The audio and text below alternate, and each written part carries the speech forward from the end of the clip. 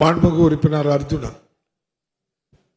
கழக பொதுச் செயலாளர் எதிர்கட்சி தலைவர் ஐயா எடப்பாடி அவர்களை வணங்கி, மாண்புமிகு பேரவைத் தலைவர்களே, என்னுடைய திண்டிவனம் சட்டமன்ற தொகுதி ஒலக்கூர் ஊராட்சி ஒன்றியம் ஓங்கூர் கிராமத்தில் இயங்க வரும் நியாய விலைக் கடையில் சுமார் 5 கிலோமீட்டர் தொலைவில் உள்ள தானகுப்பம் கிராம மக்கள் பொருட்களை வாங்கி வருகிறார்கள்.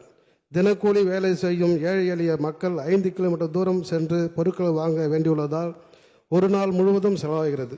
இதனால் வேலைக்கு செல்ல முடியாமல் பொதுமக்கள் மிகவும் சிரமப்படுகின்றார்கள். எனவே அரசு விதிகளை தளர்த்தி தானகுப்பம் பகுதியில் பகுதி நேர கடையை அமைத்து தர அரசு முன்வருமா என்பது தாங்கள் வாயிலாக அறிய விரும்புகின்றேன். மாண்புமிகு அமைச்சர் அவர்கள். தானகுப்பத்தில் கடையா? அது காடு 89 காடு தான் இருக்கு. 89 காடு இருக்கையில் ஒரு தனிக்கடையை கொண்டாடுறது போறதுன்றது கொஞ்சம் விதிகள் இருக்கு ஏற்கனவே. ஏன்னா அந்த பகுதியில் நீங்க பார்த்தீங்கன்னா 48 கடைக்கு காடுக்கு கூட ஒரு கடை இருக்கு.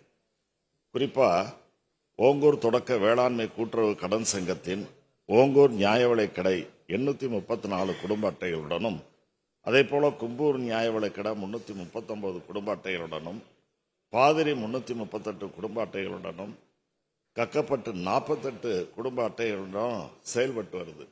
இதெல்லாம் எப்படின்னா 48 காடுக்கு கூட ஒரு கடை இருக்கு. அது எப்படி வந்திருக்கும்னா, முதல்ல தாய் கடையை ஆரம்பிச்சிருப்பாங்க. திருப்பி பகுதி நேர கடைகள், புதிய கடைகள் கேட்கையெல்லாம் அந்த காடுகளுடைய எண்ணிக்கை குறைஞ்சு 48 கூட ஒரு கடை நடந்துகிட்டு இருக்கு. அதன் பிறகுதான் 2006களில் ஒரு புதிய அரசாணை எண் 147 24/8/2006 விதிக்கப்பட்டு சில விதிமுறைகள் இப்பொழுது நடைமுறையில் இருக்கு. அந்த அடிப்படையிலே தான் நகர பகுதிகளில் குறைந்தபட்சம் 200 குடும்ப அட்டைகள் இருக்கணும், கிராம பகுதிகளில் 500 குடும்ப அட்டைகள் இருக்க வேண்டும், மலைப்பிரதேசங்களை பொறுத்தவரை 400 குடும்ப அட்டைகள் என்று ஒரு எண்ணிக்கை அளவிலும், அதே போல தாய்க்கடையை பிரிக்கும் பகுதி நேர கடைக்கு இடையே 1.5 கிலோமீட்டர் இருக்கணும், பிரிக்கும் பகுதி நேர கடையில் குறைந்தது 150 அட்டை இருக்கணும்னு. ஆக தாய்க்கடையில் பிரித்தவன் 500 காடு தாய்க்கடையிலையும் இருக்கணும். இவை எல்லாம் இருக்கையில எந்த விதிகளும் பொருந்தாத நேரத்தில் அதுக்கு ஒரு 89 குடும்ப அட்டைகளுக்கு ஒரு கடையை கேட்பது நியாயமாக தெரியவில்லை. இருந்தாலும் உறுப்பினருடைய இதை பரிசீலித்து முடிவெடுக்கலாம். மாண்புமிகு உறுப்பினர் அர்ஜுனா.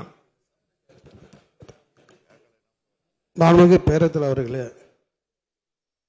திண்டிவனம் சட்டமன்ற தொகுதி ஒலக்கூர் ஒன்றியம் கீழ் ஆதனூர் கிராமத்தில் இயங்கி வந்த கிராம நியாய விலைக் கடை கடந்த காலத்தில் கீழ் ஆதனூர் ஆதி திராவிட மக்கள் வசிக்கும் பகுதிக்கு மாற்றப்பட்டது.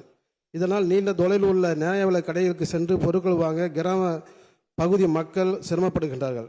மேலும் தங்கள் கிராமத்திற்கு நியாய விலைக் கடை மீண்டும் கொண்டு வர வேண்டும் என்று வலியுறுத்தி வருகிறார்கள்.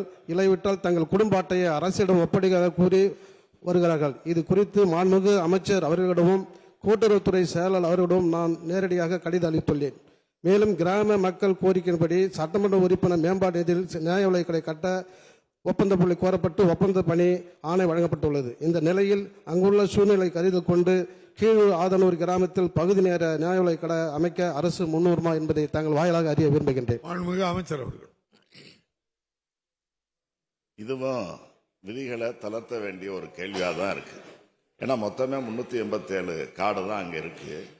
அதில் காலனி பகுதி, ஊர் பகுதி என்று 2 பிரிவுகளாக இருக்கு. ஊர் பகுதியில் 90 காடு தான் இருக்கு. காலனி பகுதியில் 297.